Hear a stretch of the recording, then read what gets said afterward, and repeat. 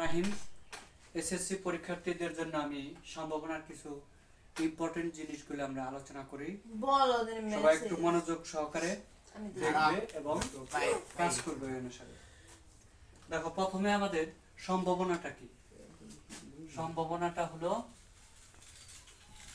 কোন বস্তু অনুকূল পরিবেশে কতটুকু আসবে এবং প্রতিকূল পরিবেশে কতটুকু আসবে এবং সেটা কতটুকু সম্ভব হবে, তার উপরে নির্ভর করে সম্ভাবনাটা হয়।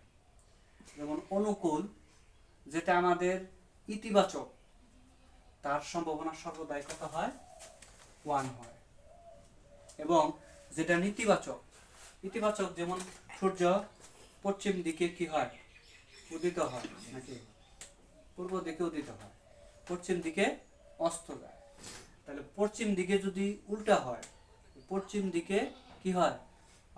অস্ত যায়, আর পূর্ব দিকে উদিত হয়। আমি যদি বলি যে পশ্চিম দিকে সূর্য উদিত হয়, তাহলে সেটা নেতিবাচক।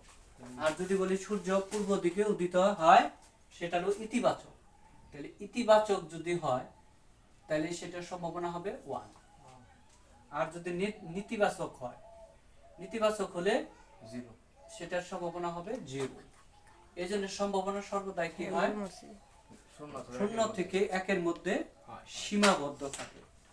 আমরা এখন এই কাজটাই করবো, এটা একটা প্রমাণ করব যে কোনো ঘটনা সম্ভাবনা সর্বদাই 0 থেকে 1-এর মধ্যে সীমাবদ্ধ থাকে।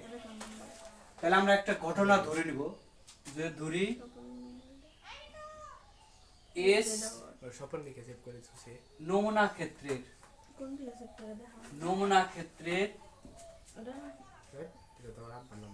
অনুকূল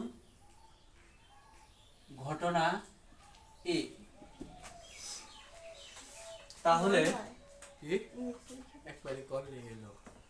তাহলে কি হবে? তাহলে মোট নমুনা ক্ষেত্র হবে n of s। অনুকূল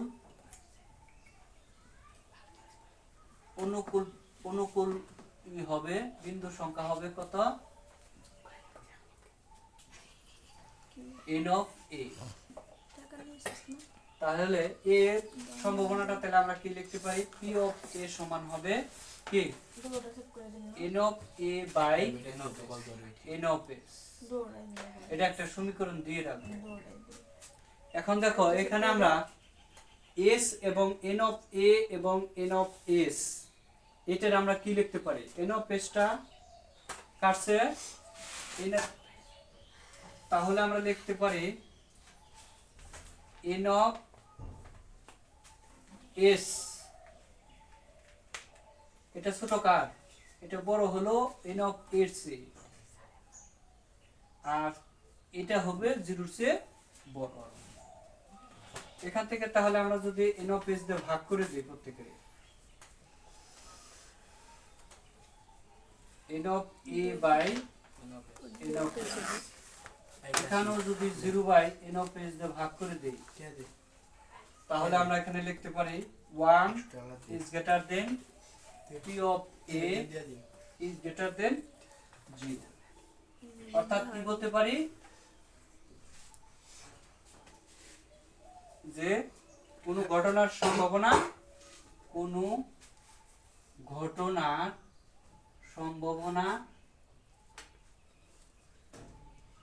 0 থেকে 1-এর মধ্যে সীমাবদ্ধ, প্রমাণিত।